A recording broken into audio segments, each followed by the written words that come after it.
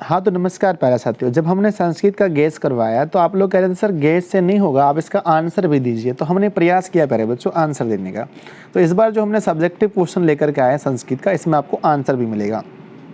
और देखिए पहली पाली में और दूसरी पाली में, दोनों पाली से मिला करके लगभग आपके एग्जाम में 16 गुने 2 32 क्वेश्चन आएंगे। और मैंने गेस किया है लगभग 50 क्वेश्चन। 50 क्वेश्चन में से ही लगभग 15 से 20 क्वेश्चन आपके एग्जाम में रहेंगे। 2 नंबरिया क्वेश्चन 16 आते हैं, बनाना आपको 8 होता है। दोनों पाली से मिलाकर के 32 आते हैं, बनाना आप लोगों को 16 होगा। यानी 8 प्रश्न प्रथम पाली में, 8 प्रश्न द्वितीय पाली में, यानी 8 आप बनाओगे, 8 आपके दोस्त कोई बनाएंगे। तो हमने इसमें लगभग 20 क्वेश्चन लगभग आएंगे, है ना। 15 क्वेश्चन की मैं गारंटी लेता हूं, जो मैं 50 क्वेश्चन बताता हूं उसी में से 15 प्रश्न आपको देखने को मिलेंगे। तो फटाफट से चलिए इस वीडियो को कर दीजिए लाइक, और चैनल पर पहली बार तो कर लीजिए सब्सक्राइब, क्योंकि आपको ऐसी वीडियोस प्यारे बच्चों सिर्फ दिशा ऑनलाइन क्लासेस पर ही मिल सकती है ना। क्योंकि यहाँ पर वायरल क्वेश्चन नहीं होता, यहाँ पर हम फैक्ट पर बात करते हैं, हम यहाँ पर प्यारे बच्चों ओरिजिनल चीज़ों पर बात करते हैं। इसका पीडीएफ आपको कैसा मिलेगा, है ना, लास्ट में हम आपको बताएंगे कैसा और कहाँ मिलेगा, हम दोनों बताएंगे आपको, ठीक है। तो मेरे प्यारे बच्चों देखिए, सबसे पहली बात आता है कि नदी और विद्वान में क्या समानता है। पहला सब्जेक्टिव क्वेश्चन संस्कृत का, बिहार बोर्ड कक्षा 10।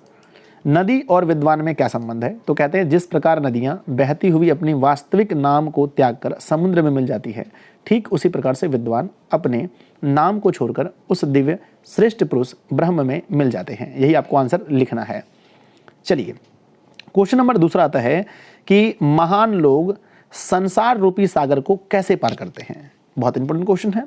तो कहते हैं कि महान लोग अपने को ज्ञानी तथा अन्य विद्वानों को ज्ञानी समझकर, अपने को ज्ञानी, महान लोग अपने को ज्ञानी और अन्य लोगों को विद्वान, है ना, अन्य विद्वान को ज्ञानी समझकर इस संसार रूपी सागर को पार कर जाते हैं। बस इतना आपको लिखना है।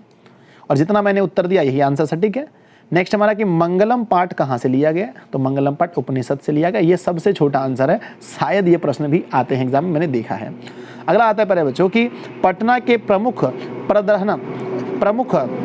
पटना के मुख्य दर्शनीय स्थलों के नाम लिखें। तो पटना के दर्शनीय स्थल कौन कौन से हैं। तो पटना में गांधी सेतु नामक पुल, संग्रहालय, उच्च न्यायालय, सचिवालय, गोलघर, तारामंडल, जैविक उद्यान, मौर्यकालीन अवशेष, महावीर मंदिर तथा गुरु गोविंद सिंह का जन्म स्थान गुरुद्वारा आदि दर्शनीय स्थल देखने को मिलते हैं। अगला प्रश्न आता है हमारा कि भगवान बुद्ध ने पटना के संबंध में क्या कहा था। MBBI प्रश्न है आपके एग्जाम के लिए।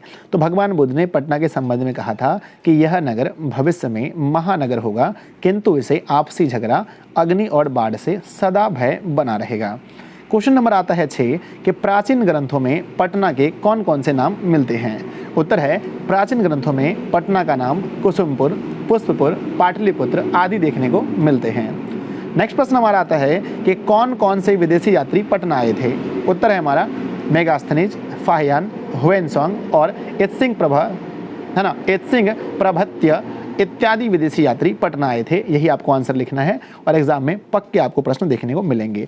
20 प्रश्न लगभग इन्हीं 50 में से आपके एग्जाम में आएंगे। आपको कहीं फालतू पढ़ने की कोई जरूरत नहीं है। अगला क्वेश्चन हमारा आता है कि चंद्रगुप्त मौर्य के काल में पाटलिपुत्र की रक्षा व्यवस्था कैसे थी। उत्तर पाटलिपुत्र प्राचीन काल से ही अपनी वैभव परंपरा के लिए विख्यात रही है। विदेशी यात्रियों ने अपने स्मरण में से यहाँ की अनेक उत्कृष्ट संपदाओं का वर्णन किया है। मेगास्थनीज ने लिखा है कि चंद्रगुप्त मौर्य के काल में यहाँ की शोभा और रक्षा व्यवस्था अति उत्कृष्ट थी। यही आपको उत्तर में लिखना है। और मेरे प्यारे बच्चों, मैंने जो आपको पहले आंसर कराया शायद उसमें और भी छोटा इसका आंसर मिलेगा, तो आप जो आंसर याद कर लिए हैं आप उसे लिख सकते हैं। पर क्वेश्चन यही है कि चंद्रगुप्त मौर्य के काल में पटना की रक्षा व्यवस्था कैसी थी। क्वेश्चन नंबर 9 आता है कि अलस कथा में किसका वर्णन है तथा इससे क्या शिक्षा मिलती है। उत्तर है मैथिली कवि विद्यापति द्वारा आलसियों में महान आलसी के बारे में लिखा गया है। आलसी ही नहीं, आलसियों में महान आलसी लिखा गया है।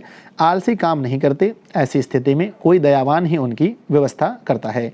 अतः आलसी आत्मनिर्भर न होकर दूसरों पर निर्भर रहते हैं। यही लिखना है आपको, अलस कथा में किसका वर्णन है तथा इससे क्या शिक्षा मिलती है। नेक्स्ट प्रश्न हमारा आ सकता है कि अलस कथा में आग लगने पर क्या हुआ।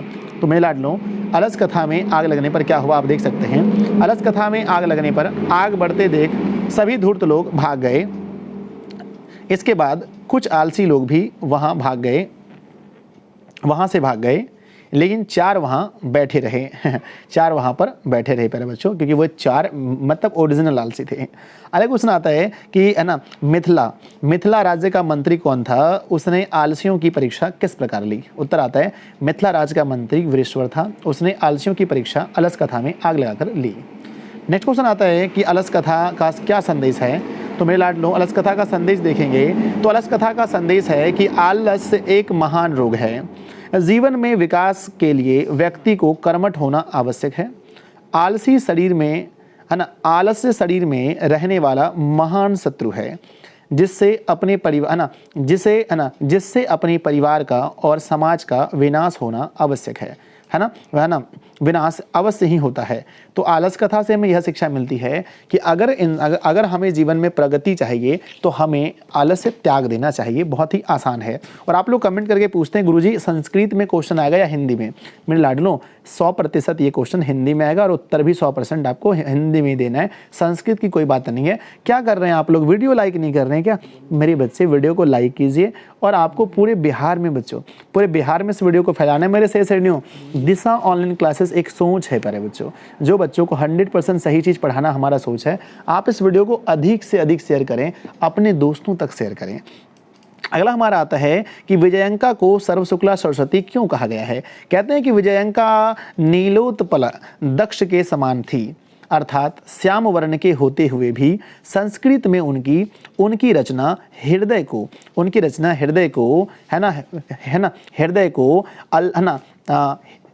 को आह्लादित करती थी, इसलिए दांडी ने उसे सर्वशुक्ला सरस्वती कहा है। तो प्यारे बच्चों, वो स्वर्ण रंग की होते हुए भी, यानी सावले रंग की होते हुए भी उसने ऐसी रचना कर दी कि उसे दांडी ने सर्वशुक्ला सरस्वती कहा दिया। अगला क्वेश्चन आता है कि आधुनिक काल के किन्हीं 3 संस्कृत लेखिकाओं का नाम लिखें। उत्तर है आधुनिक काल के किन्हीं 3 संस्कृत लेखिकाओं के नाम इस प्रकार हैं, पंडिता छमाराव, वनमाला भवालकर और मिथिलेश कुमारी। ये प्यारे बच्चों, इसमें आप देखेंगे ये जो मैंने पढ़ाया आपको 50 क्वेश्चन, इसको आप मजाक में ना ले। हम आपको एक ऐसा दे देंगे बना करके जिसे आप प्रिंट करा सकते हैं। तो हम आपको दे देंगे, जहाँ पर हम आपको अंत में बताएंगे आपको कैसे देंगे, वहाँ से आप इसे प्रिंट करा लीजिएगा और प्रिंट कराया हुआ घर पर पढ़िएगा। और प्यारे बच्चों, मैं आपसे वादा करता हूँ कि जो आपके एग्जाम में 16 प्रश्न आएंगे, 16 में से कम 6 या 7 प्रश्न आपको यहीं से मिलेंगे। आपको 8 बनाने होते हैं, आप इसी PDF से सारे प्रश्नों को बना लेंगे। मुझे पूरा भरोसा है, आप लोग इसे प्रिंट करवा के रख लीजिएगा। संस्कृत में पंडिता छमाराव के योगदान का वर्णन करें तो संस्कृत साहित्य में आधुनिक समय की लेखिकाओं पंडित छमाराव अति प्रसिद्ध है। लेखिकाओं में छूट गया है, में पंडिता छमाराव अति प्रसिद्ध हैं। शंकर चरित्रम उनकी अनुपम रचना है ना। गांधी दर्शन से प्रभावित होकर उन्होंने सत्याग्रह गीता, मीरा लहरी, कथा मुक्तावली, ग्राम ज्योति रचना आदि की है। तो यह है पंडिता छमाराव के बारे में क्या योगदान है उसका। अगला हमारा प्रश्न आता है कि शैक्षणिक संस्कार कौन कौन से हैं। आपको पता है कि शैक्षणिक संस्कार कुल 5 होते हैं, है ना। पहला होता है हमारा अक्षरारंभ नंबर 1, उपनयनम 2, वेदारंभ 3, केशांत 4 और समावर्तनम 5। समावर्तनम सबसे अंत में होने वाला है, अक्षरारंभ सबसे पहले होने वाला है। तो हमारे इस शैक्षणिक संस्कार का वर्णन अगर पूछेगा तो आपको यही उत्तर लिखना पड़ेगा। पहला उत्तर आता है कि शैशव संस्कार पर प्रकाश डालें। हमारा उत्तर है कि संस्कारों में शैशव संस्कार सबसे उत्तम है। यह संस्कार मनुष्य के भविष्य का आधारशिला होता है। इसके अंतर्गत जातिकर्म नंबर 1, नामकरण 2, निष्क्रमण 3, है ना, अन्नाप्रास 4, चूड़ाकर्म 5, कर्णभेद 6। तो टोटल मेरे प्यारे बच्चों के शैशव संस्कार जो होते हैं इसकी संख्या कुल 6 होती है और यही हमारे शैशव संस्कार हैं। कौन कौन से आपको लिखना है। अगला हमारा आता है कि संस्कार कितने हैं, विवाह संस्कार का वर्णन करें। उत्तर है हमारे पास कि संस्कार 16 हैं, जिसमें विवाह संस्कार एक पवित्र संस्कार माना जाता है। विवाह संस्कार में अनेकों विधि होते हैं, जिसमें वाग्यदान, मंडप निर्माण, पानी ग्रहण, अग्नि स्थापना, लाजो होम, सप्तपदी, सिंदूरदान इत्यादि आयोजन किए जाते हैं। ये मोस्ट वीवीआई प्रश्न है। मुझे ऐसा लग रहा है क्यों ना मेरे लाडलो पहली पाले में या दूसरी पाले में एकदम पक्का आ गया है, जाकर लिख देना बच्चों। अलग क्वेश्चन हमारे पास क्या आता है कि मनुष्य के जीवन में संस्कारों की क्या उपयोगिता है। तो हमारा उत्तर आता है मनुष्य के जीवन में, ध्यान दीजिएगा, मनुष्य के जीवन में संस्कारों की प्राचीन काल से ही महत्वपूर्ण भूमिका रही है। संस्कार ही व्यक्तित्व का विकास करते हैं, हमारी पहचान ही संस्कार से है। हमारे आदि ऋषि महर्षियों की कल्पना थी कि जीवन के मुख्य अवसरों पर वेद मंत्रों का पाठ, बड़ों का आशीर्वाद, हवन एवं पारिवारिक सदस्यों की सम्मिलित सम्मेलन होना चाहिए। ये सब संस्कारों के अनुष्ठान पर ही संभव है। सच मायने में संस्कार मानव के कर्म शुद्ध करने, दोष निवारण एवं गुणों को ग्रहण करने के योगदान प्रदान करते हैं। तो संस्कार का मनुष्य के जीवन में बहुत ज़्यादा उपयोगिता है। आपको इसी बात को बस इन्हीं चंद लाइनों के द्वारा प्रस्तुत कर देना है। अगला क्वेश्चन आता है कि जन्म पूर्व संस्कार कितने हैं। जन्म पूर्व संस्कार 3 होते हैं। पहला होता है गर्भधारणम, है ना, पुंसवनम और सीमंतोनेनम। ये 3 प्रकार के हमारे संस्कार होते हैं। तो हमारा ऑप्शन यहाँ पर हो जाएगा 3 प्रकार के संस्कार होते हैं। अगला क्वेश्चन होता है कि देशभक्ति कैसी होनी चाहिए। मेरे लाडलों, सभी जनों को देशभक्ति राष्ट्र के प्रति प्रेम के रूप में होनी चाहिए। हमें सर्वप्रथम अपनी राष्ट्र हितों का ध्यान रखना चाहिए। जातिवाद, वंशवाद और आतंकवाद को पूर्णतः भूलकर राष्ट्रवादी होना चाहिए। राष्ट्र सुरक्षित रहेगा तभी देश सुरक्षित रहेगा। ये हमारी देशभक्ति होनी चाहिए। अगला प्रश्न आता है कि भारत महिमा पाठ के आधार पर भारत की भूमि कैसी है। मेरे लाडलों, इसकी मैं इस प्रश्न का मैं 100% गारंटी लेता हूं। अपना कॉपी निकालिए जल्दी से और कॉपी पर नोट कीजिए कि दिशा ऑनलाइन क्लासेस के संजय सर ने कहा था कि भारत भूमि पाठ के आधार पर भारत की भूमि कैसी है, यह प्रश्न आएगा। और देख लेना प्यारे बच्चों, जब आपका एग्जाम होगा तो ये प्रश्न उसमें रहेगा। 100% गारंटी आप लोग लिख लीजिए अभी फटाफट से। अगर पहली में नहीं मिले तो दोस्त से पूछना कॉल करके कि दूसरी पाली का बताओ, संजय सर ने बोला था ये क्वेश्चन आएगा, क्या आया क्या। मेरे लाडलों लिख लो जल्दी से, भारत महिमा पाठ के आधार पर भारत की भूमि कैसी है। अगर पहली में नहीं तो दूसरी में, या तो हो सकता है दोनों पाली में आ जाए। ठीक है, तो मैं लाडलों क्वेश्चन हमारा लिखा है कि भारत भूमि, क्या लिखा है हमारा क्वेश्चन है कि भारत भूमि बहुत ही पवित्र भूमि है। यहाँ की नदियाँ पवित्र हैं। यहाँ विभिन्न धर्म, जाति एवं भाषा के लोग आपसी मेलजोल से रहते हैं। भारत का वातावरण शांत एवं उल्लासमय है। यहाँ गंगा, यमुना और सरस्वती नदी बहती हैं। अनेकता में एकता इसकी अधिक महत्वपूर्ण विशेषता है। लाडलो, तो यही आपको आंसर लिखना है और ये क्वेश्चन आ गया है, आपको लिख देना है, बस ऐसा मुझे पूरा विश्वास है। अगला क्वेश्चन आता है कि भारतीय समाज में फैली कुरीतियों का वर्णन करें अथवा मध्यकाल में भारतीय समाज क्यों दूषित हो गया था। तो उत्तर आता है प्यारे बच्चों कि मध्यकाल में अनेक गलत रीति रिवाजों के कारण भारतीय समाज दूषित हो गया था। जातिवाद से उत्पन्न विषमता, छुआछूत, धार्मिक आडंबर, स्त्रियों की ओर शिक्षा, विधवाओं की नंदनीय स्थिति, शिक्षा की संकीर्णता, बालवध, है ना, पर्दा प्रथा इत्यादि कुरीतियां समाज में व्याप्त थी। तो यही लिखना है आपको कि भारतीय समाज में फैली कुरीतियों का वर्णन कीजिए, क्योंकि ये सब कुरीतियां उस समय हमारे भारत में फैली थी कि लोग क्या करते थे कि छोटे में ही विवाह करा देते थे। लोग क्या करते थे, जाति पाति बहुत मानते थे। लोग क्या करते थे, छुआछूत को मानते थे। छोटी जात वाले लोग बड़े जाति को छू नहीं सकते थे। ये सब चीज़ें हमारी थी मध्यकाल में, लेकिन अभी ऐसा चीज़ें देखने को नहीं मिलती, बहुत कम मिलती है ना। अगर आप लोग के इधर है तो कमेंट कीजिएगा। नेक्स्ट हमारा कि कर्मवीर कौन था, उसके जीवन से हमें क्या शिक्षा मिलती है। अरे लाडलो, मोस्ट इंपॉर्टेंट क्वेश्चन है ना। तो कर्मवीर राम प्रवेश राम था, उसके जीवन से हमें यह शिक्षा मिलती है कि कठोर परिश्रम द्वारा सब कुछ प्राप्त किया जा सकता है। धन अभाव प्रतिभा आगे, है ना, धन अभाव प्रतिभा के आगे नहीं आती है, कभी नहीं आती है। अगला क्वेश्चन हमारा आता है कि राम प्रवेश राम का जन्म कहाँ हुआ था, उन्होंने देश की सेवा से कैसा यश अर्जित किया। उत्तर आता है हमारा कि राम प्रवेश राम का जन्म बिहार प्रांत के भीकन टोला के एक निर्धन परिवार में हुआ था। केंद्रीय लोक सेवा में उत्तीर्ण कर अपनी कार्यकुशलता के बल पर उन्होंने अपने देश के, है ना, उन्होंने अपने देश सेवा कर काफ़ी यश प्राप्त किया था। यही आपको लिख देना है। 25 नंबर क्वेश्चन मोस्ट इंपॉर्टेंट प्रश्न है। अगला क्वेश्चन आता है कि राम प्रवेश राम की प्रतिष्ठा कहाँ कहाँ देखी जा रही थी। तो राम प्रवेश राम की प्रतिष्ठा अपने विद्यालय से लेकर ब्लॉक तथा केंद्रीय प्रशासन तक देखी जा रही थी। अगला क्वेश्चन हमारा आता है, नेक्स्ट क्वेश्चन है हमारा कि कर्मवीर कथा से हमें क्या शिक्षा मिलती है, अथवा कर्मवीर कथा का सारांश लिखें। उत्तर आता है कि इस पाठ से एक पुरुषार्थी की कथा जो निर्धनता एवं दलित समाज में जन्मे, विपरीत परिवेश में भी आकर प्रबल इच्छा शक्ति तथा उन्नति की आकृष्ट कामना के कारण उच्चतम पद पर पहुंचता है। यह कथा किशोरों में आत्मविश्वास की ओर, आत्मसम्मान उत्पन्न और विजय के पद को प्रशस्त करती है। कर्मवीर हमारे आदर्श हैं। तो यही हमारे, देखो, कर्मवीर कथा से हमें, देखो, अगर आपको नॉर्मल लिखना है तो कर्मवीर कथा से हमें कर्म करने की मतलब कि क्या है, प्रेरणा मिलती है। कर्मवीर कथा से हमें यह शिक्षा मिलती है कि अगर आपके अंदर प्रबल इच्छा है, तो पैसे बीच में नहीं आते हैं और आप कुछ भी अच्छा कर सकते हैं जीवन में, यही शिक्षा मिलती है। आप ऐसे भी अपने शब्दों में लिख सकते हैं। अगला क्वेश्चन है कि अपने प्रगति चाहने वाले को क्या करना चाहिए। तो लाडलों, अपने प्रगति चाहने वालों को निद्रा, तंद्रा, भय, क्रोध, आलस्य और दीर्घसूत्रता, इन 6 दोषों को त्याग देना चाहिए।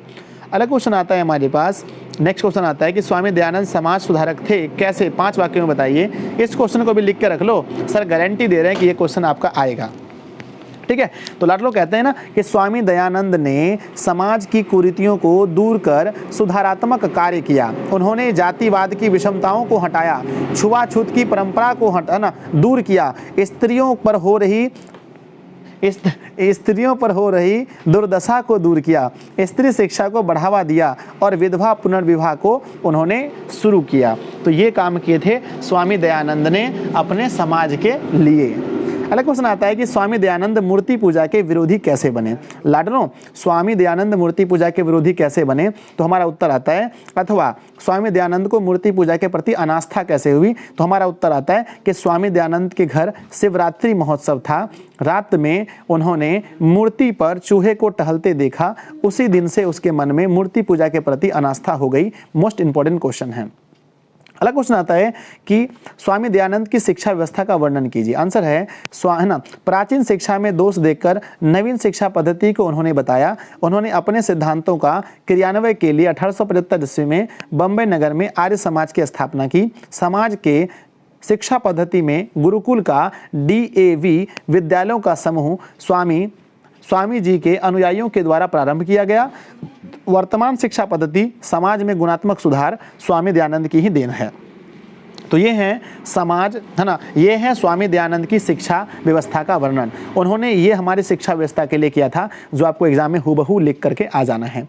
अगला क्वेश्चन हमारा क्या आता है कि मध्यकाल में भारतीय समाज में फैली कुरीतियों का वर्णन अपने शब्दों में करें। हमने देखा ये प्रश्न को, पहले उत्तर हम दे चुके हैं कि मध्यकाल में छुआछूत था, जाति प्रथा था, महिलाओं को प्यारे बच्चों बहुत ही ज़्यादा दिक्कत थी, उन्हें बचपन में ही उनका विवाह कर दिया जाता था। यही सब चीज़ों को आपको लिखना है। अगला प्रश्न आता है कि स्वामी दयानंद समाज सुधारक थे, कैसे? अरे भाई साहब, मैं तो पहले ही हमने देख लिया कि स्वामी दयानंद सरस्वती का जन्म गुजरात प्रांतीय टंकारा नामक गाँव में ब्राह्मण कुल में हुआ था।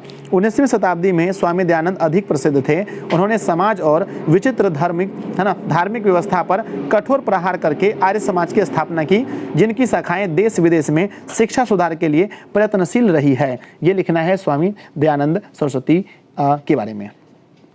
चलिए, अगला क्वेश्चन आता है कि व्याघ्रपथिक कथा के लेखक कौन हैं तथा इस कथा से हमें क्या शिक्षा मिलती है।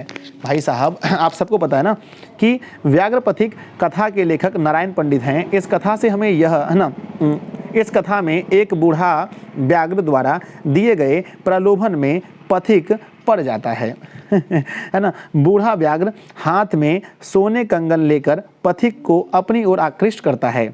पथिक निर्धन होने के बावजूद व्याघ्र पर विश्वास नहीं करता। तब व्याघ्र द्वारा सटीक तर्क दिए जाने पर पथिक संतुष्ट होकर कंगन लेना उचित समझता है। स्नान कर कंगन ग्रहण करने की बात स्वीकार कर पथिक महाकीचर में गिर जाता है और बूढ़े बाघ द्वारा मारा जाता है। तो यही है प्यारे बच्चों। तो देखिए, यहाँ पर ये पूछा है कि इस कथा से हमें क्या शिक्षा मिलती है, तो इसके बारे में तो मैंने लिखा ही नहीं, है ना। इस कथा से हमें यह शिक्षा मिलती है कि हमें लोभ नहीं करना चाहिए और कभी भी दुराचारी पुरुष या मनुष्य की बातों दुराचारी पुरुष या जीव की बातों पर नहीं आना चाहिए। कभी प्यारे बच्चों, जो आपको है ना शक हो कि हमें धोखा दे सकता है, उसकी बातों में जल्दी नहीं आना चाहिए। अगला प्रश्न हमारा आता है कि विद्या और अहिंसा से क्रमशः क्या क्या प्राप्त होता है। तो विद्या से परम तृप्ति प्राप्त होती है और अहिंसा से सभी प्रकार के सुख प्राप्त होते हैं। विद्या से परम तृप्ति और अहिंसा से सुख। अगला आता है कि विश्व शांति का क्या कारण है अथवा शांति के मूल कारण क्या है। तो प्यारे बच्चों, माफ कीजिएगा विश्व शांति यहाँ लिखा गया, यहाँ अशांति होगा। विश्व अशांति के कारण क्या हैं अथवा अशांति के मूल कारण क्या हैं। लाडलों, विश्व अशांति के 2 मूल कारण हैं। पहला है द्वेष, दूसरा है असहिष्णुता। एक देश दूसरे की उन्नति को देखकर जलते हैं, जिससे आपसी वैर और आपसी वैर और अशांति फैलता है। तो यही लिखना है आपको। हमारे क्वेश्चन आएंगे प्यारे बच्चों कि विश्व अशांति के मूल कारण क्या है? तो दो ही कारण है, पहला है द्वेष और दूसरा है असहिष्णुता। चलिए अगला बढ़ते हैं। अगला है कि विश्व शांति कैसे स्थापित हो सकती है? लाडलों, विश्व में शांति का आधार परोपकार है। अगर आप परोपकार करते हैं तो विश्व में शांति हो सकती है। तो विश्व में शांति का मुख्य आधार परोपकार है। परोपकार की भावना मानवीय गुण है। जब संकट काल में सहयोग करना ही हमारा लक्ष्य हो, तभी हम शांति स्थापित कर सकते हैं। जब हम संकट में एक दूसरे देश दूसरे को मदद करेंगे, एक दूसरी राष्ट्र दूसरे को मदद करेंगे, एक दूसरे लोग दूसरे को मदद करेंगे, तो शांति की भावना अपने आप फैल जाएगी।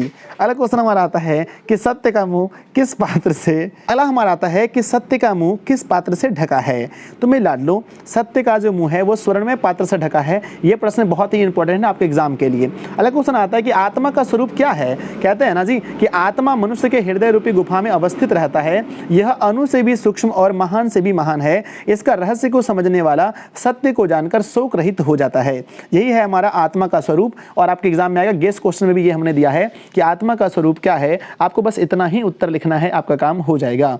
नेक्स्ट क्वेश्चन हमारा आता है कि भारत महिमा पाठ का 5 वाक्यों में परिचय दें। मोस्ट इंपोर्टेंट क्वेश्चन एम भी भैया लिख करके रख लीजिए। गुरुजी ने कहा था एग्जाम में आएगा और पक्के आपके एग्जाम में आएंगे कि भारत महिमा पाठ का 5 वाक्यों में परिचय दें। उत्तर हमारा आता है कि भारत महिमा पाठ के भारत महिमा पाठ में भारत के महत्व का वर्णन किया गया है। हमारे देश भारतवर्ष को प्राचीन काल से इतना महत्व दिया गया है कि देवतागण भी यहाँ जन्म लेने के लिए तरसते हैं। इस वीडियो को आप डाउनलोड करके रख लीजिए और मेरे लाडलो एग्जाम के वाले दिन, एग्जाम वाली रात इस वीडियो को देख करके जाइएगा। आपके एग्जाम में सारे क्वेश्चन छपेंगे, तो आप इसे डाउनलोड करके जरूर रख लेना ताकि आपके एग्जाम में आपको कोई परेशानी नहीं हो। आगे आता है कि इसकी प्राकृतिक सौंदर्य और अनेक प्रदूषणकारी तथा विध्वस्त क्रियाओं के बावजूद भी अनुपम है। इसका निरूपण इन पदों से प्रस्तुत होता है। तो भारत महिमा पाठ में प्यारे बच्चों भारत की महिमा के बारे में बताया गया है। भारत के गौरव को भारत के जितने भी गुण हैं सभी को दर्शाया गया है। तो हम ये कहते हैं भारत महिमा पाठ प्यारे बच्चों बहुत ही बढ़िया, इसके बारे में आपको लिख देना है। चलिए अगला क्वेश्चन आता है कि चित्रकूट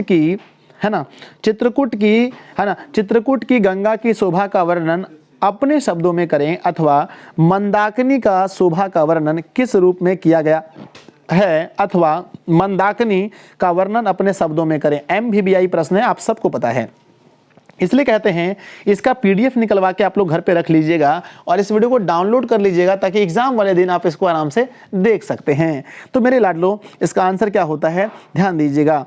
तो वाल्मीकि रामायण के अयोध्या कांड से संकलित इस पाठ में चित्रकूट के निकट बहने वाली मंदाकिनी नामक छोटी नदी का वर्णन है।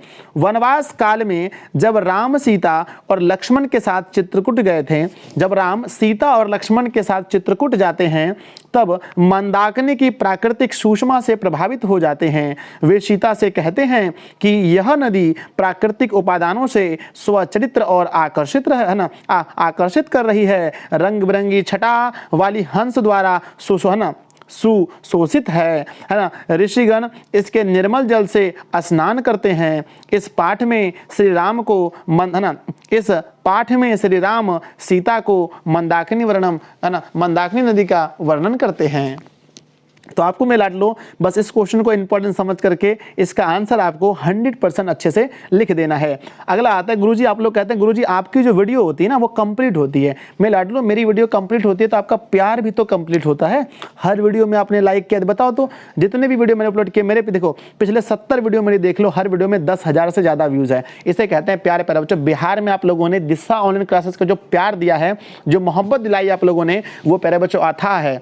आपने बिहार के कोने कोने तक इस वीडियो को है ना हमारे चैनल को पहुंचाया है और मैं उम्मीद करता हूं कि जो बाकी के दिन बचे हैं उन दिनों में भी आप लोग मेरी वीडियो को बिहार के कोने कोने तक पहुंचाओगे। तो वीडियो को जरूर से आप लोग लाइक कर दीजिए और वीडियो को शेयर कर दीजिए। आपका एक शेयर प्यारे बच्चों किसी बच्चे जो कोचिंग नहीं जा पाए हैं उस बच्चे को पास करा सकता है। तो आप इसे जितने भी व्हाट्सएप ग्रुप आपके गाँव में हैं, जितने भी ज्यादा आपके टेलीग्राम है, सभी में इस वीडियो को शेयर करें, तभी मैं समझूंगा कि आप लोग मुझसे प्यार करते हो।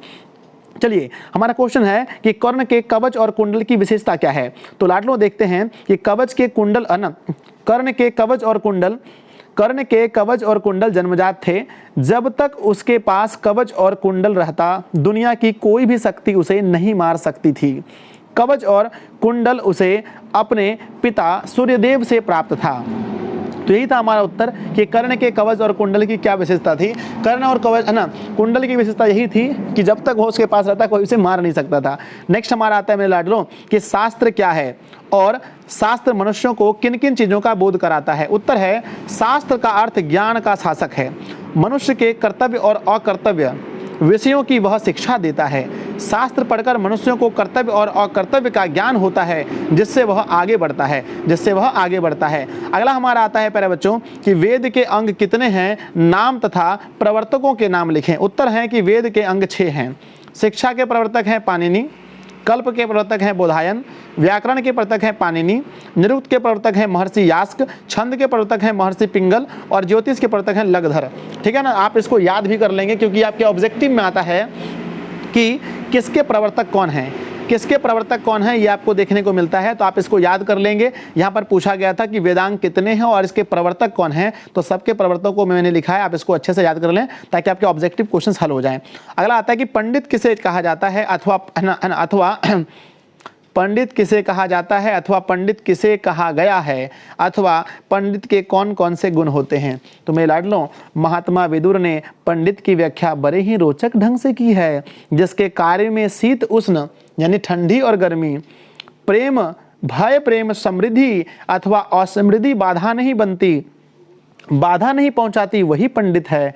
सभी तत्व को जानने वाला, अपने कर्म को योग की तरह जानने वाला, मनुष्य धर्म निभाने वाला ही पंडित है। तो मेरे लाडलों, इसमें बताया गया है कि पंडित किसे कहा जाता है, तो यही आपको उत्तर लिखना है पंडित के बारे में कि है ना, महात्मा विदुर ने पंडितों की व्याख्या बड़े ही रोचक ढंग से की है, जिसके कार्य में शीत उष्ण भय प्रेम समृद्धि अथवा असमृद्धि बाधा नहीं पहुंचाते, वही पंडित है। सभी तत्व को जानने वाला, अपने कर्म को योग की तरह जानने वाला मनुष्य ही पंडित है। अगला प्रश्न नंबर आता है 46 प्यारे बच्चों कि वर्तमान में विश्व की स्थिति का वर्णन करें। तो हमारा उत्तर क्या होगा कि आज संसार के प्रायः सभी देश में अशांति व्याप्त है। किसी देश में अपनी आंतरिक समस्याओं के कारण कलह है, तो कहीं बाहरी देश में दूसरे देश दुखी दे रहे हैं, कहीं अनेक राजाओं में परस्पर शीत युद्ध चल रहे हैं। संसार अशांति के सागर में डूबता नजर आ रहा है।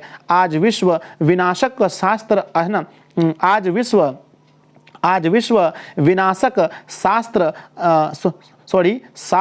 शस्त्र अस्त्रों के ढेर पर पड़ा हुआ है। तो वर्तमान स्थिति में प्यारे बच्चों यही स्थिति है पूरे विश्व की कि पूरा विश्व जो है अशांति के सागर में डूबा है। सभी लोग अशांत हैं, कोई शांत नहीं है। अगला क्वेश्चन नंबर आता है 47 की केशांत संस्कार को गौदान संस्कार क्यों कहा जाता है। MBBI प्रश्न है कि केशांत संस्कार को गौदान संस्कार क्यों कहा जाता है। लाडलो हमारा आंसर है, ध्यान से देखिएगा कि केशांत संस्कार को गौदान संस्कार क्यों कहा जाता है। उत्तर है केशांत संस्कार में गुरु के घर में ही शिष्य का है ना, केशांत संस्कार में गुरु के घर में ही शिष्य का प्रथम छोर कर्म यानी हजामत होता है, जिसमें गौदान मुख्य कर्म था। अतः साहित्य ग्रंथों में इसका दूसरा नाम गौदान भी लिखा गया। देखिए सिंपल सी बात है कि केशांत संस्कार में क्या होता है कि गुरु के घर में शिष्य का मुंडन होता है, यानी उसका हजामत किया जाता है, उसके बाल उतारे जाते हैं और वहाँ पर गुरु को से है ना गौदान दिया जाता है। क्या कहते हैं, गौदान दिया जाता है। इसीलिए हम इसे केशांत को गौदान संस्कार भी कहा गया है। अगला हमारा प्रश्न आता है कि नरक के कितने द्वार हैं, है ना, नरक के 3 कौन कौन से द्वार हैं। तो देखिए काम क्रोध और लोभ नरक के 3 द्वार हैं। बहुत हल्के प्रश्न हैं। अगला आता है कि नीतिकार है ना, नीति श्लोका के आधार पर मूढ़ चेतन नराधम के लक्षण क्या हैं। तो मेरे बच्चे नराधम के लक्षण हम पहले भी आपको पढ़ाए हैं कि है ना, बिना बोले प्रवेश करने वाला, बिना पूछे बहुत बोलने वाला और अविश्वासी पर विश्वास करने वाला व्यक्ति ही नराधम है। नराधम से सदा दूरी बनाकर ही रहना चाहिए, ऐसे व्यक्ति धोखेबाज हो सकते हैं। तो लाडलों, तो नराधम व्यक्ति के बारे में आपने सीखा कि जो व्यक्ति बिना बोले आपसे बात करे, बिना पूछे आपको कुछ बोलने लगे, बिना बुलाए आपके घर पर आ जाए, समझे ऐसे व्यक्ति धोखेबाज होते हैं और ये ऐसे व्यक्ति नराधम होते हैं। लास्ट क्वेश्चन में लाडलों हमने आपका काम कर दिया। 8 प्रश्न में से लगभग 7 प्रश्न यहीं से रहेंगे। 7 दूनी 14 नंबर का हमने आपको काम कर दिया। मेरे बच्चे नीचे थैंक यू मत बोलना, मेरे बच्चों नीचे दिल भेजना, मुझे दिल बहुत अच्छा लगता है, और इस वीडियो को शेयर कर देना, तब मैं समझूंगा कि मेरा लाडला मुझे मोहब्बत करता है, मुझे प्यार करता है। क्योंकि दिशा ऑनलाइन क्लासेस प्यारे बच्चों आपके लिए वो वीडियो लाता है जो आपके लिए ज़रूरी हो। 1-2 क्वेश्चंस वायरल करा के प्यारे बच्चों पूरे बिहार में नाम खराब नहीं करता मैं। प्यारे बच्चों मैं ऐसी वीडियो देता हूँ ताकि आपके लिए कुछ ज़रूरी हो। पैसा कमाना कोई बड़ी बात नहीं होती है लाडलों। लास्ट क्वेश्चन है हमारा कि देवव्रत कौन था, है ना, देवव्रत कौन था, उसने क्या प्रतिज्ञा ली थी। उत्तर है देवव्रत राजा शांतनु का बड़ा पुत्र था। उसने अपने अपने पिता की खुशी के लिए आजीवन ब्रह्मचर्य रहने की प्रतिज्ञा ली थी। क्योंकि प्यारे बच्चों जिस उम्र में देवव्रत शादी करता उस उम्र में उसका पिता राजा शांतनु बोला कि मैं विवाह करूंगा, तो बेटा ने बोला है ना कि पिताजी आप ही शादी कर लो, मैं जीवन भर कुंवारा रहूंगा, ठीक है। और क्योंकि राजा शांतनु को धीवरु कन्या की, है ना, धीवरु कन्या से विवाह मतलब कि प्रेम हो गया था, और वो बुढ़ापे में कह रहे थे कि मैं शादी करूंगा, इसीलिए उसके बेटे ने कहा पिताजी आप ही शादी कर लो और मैं जीवन भर कुंवारा रहूंगा। तो देवव्रत ने आजीवन शादी न करने की प्रतिज्ञा ली थी, जिसे हम लोग कहते हैं ब्रह्मचर्य रहने की। तो मेरे लाडलों ये मैंने बताया आपको 50 क्वेश्चन, और ये पूरे यूट्यूब पर मैं बच्चों मैं आपको चैलेंज करता हूं कि पूरे यूट्यूब पर मेरे बच्चे सबसे बेस्ट वीडियो होगी, है ना, 50 क्वेश्चन मात्र 30 मिनट में, मात्र 30 मिनट में 50 क्वेश्चन, और यही 50 क्वेश्चन में से आपके एग्जाम में 7 दूनी 14 अंक रहेंगे। ये मेरा वादा है लाडलो। आप इस वीडियो को अच्छे से देख लें, इस वीडियो को डाउनलोड कर लीजिएगा, और इसका पीडीएफ अगर हम देंगे टेलीग्राम पर, तो चलिए टेलीग्राम पर हम आप लोगों से कुछ कहना चाहते हैं। तो आपको लेना है अगर पीडीएफ, तो आपको आना है टेलीग्राम पर, और टेलीग्राम पर आपको सर्च करना है अपने गुरुजी का चैनल यानी ग्रुप, आपको सर्च करना है दिशा ऑनलाइन क्लासेस। और पहले बच्चों ये आपके सामने आएगा बिहार का सबसे बड़ा ग्रुप दिशा ऑनलाइन क्लासेस, आपको इस पर क्लिक करना है, और ये है बिहार का सबसे बड़ा 54,828 मेंबर है, आपको आना है। और पहले बच्चों हमने पहले बच्चों किसी से वादा किया है, हमने वादा किया है कि हम 1 लाख स्टूडेंट को यहाँ पर जोड़ने वाले हैं। आप लोगों को आज सपोर्ट चाहिए, आज पता चलेगा पूरे बिहार में कि दिशा ऑनलाइन क्लासेस को चाहने वाले कितने हैं। आप सभी लोग यहां पर आइए ग्रुप में, और यहां पर ऐड पर क्लिक कीजिए, और पूरी ईमानदारी से, अगर मैंने प्यारे बच्चों पूरी ईमानदारी से आपको पढ़ाया है, तो आप लोग इस बार मुझे पूरी ईमानदारी दिखाओगे। टेलीग्राम पर मुझे 1 लाख मेंबर जोड़ने हैं, तो आप लोग मुझे पूरी ईमानदारी दिखाइए। ऐड पर क्लिक कीजिए, आपके फोन में जितने मेंबर हैं आज मैं आप लोगों से कहता हूं, अगर मैंने आपके लिए जीवन में कुछ अच्छा किया होगा, मैंने आपको अगर कुछ भी बढ़िया किया होगा मेरे लाडलो, तो आपके फोन के जितने मेंबर हैं आप लोगों को प्यारे बच्चों यहां पर आना है, और सभी मेंबर को आपको क्लिक करना है, और अपने फोन के जितने भी मेंबर हैं सब मेंबर को यहां पर आकर के आपको ऐड कर देना है। मेरे साथियों सभी मेंबर को, जितने मेंबर हैं सभी मेंबर को यहां पर आकर के ऐड करना है, और ऐड करने के बाद प्यारे बच्चों यहां पर अगर 1 लाख मेंबर हमारे हो जाते हैं पूरे, तो हमारे जो पेड पीडीएफ है वो भी शायद आपको फ्री मिल जाएंगे, सभी को फ्री दे दिया जाएगा। खैर वो मैं आपको पेड पीडीएफ का नहीं कहता हूं मेरे बच्चों, मैं आपकी मोहब्बत की बात करता हूं, प्रेम की बात करता हूं कि आप लोग अगर के ऐड कीजिए, इसे 1 लाख तक लेके जाना है। एग्जाम मेरे बच्चों है ना 17 तारीख तक का हमने रखा है टारगेट, 17 तारीख तक को 1 लाख इसे पहुंचाना है किसी भी हाल में। तो आप आकर के मुझे सपोर्ट कीजिए। जय हिंद। वीडियो कैसा लगा मुझे जरूर बताइएगा। धन्यवाद आप सभी का, एक प्यारा कमेंट से जरूर कीजिए।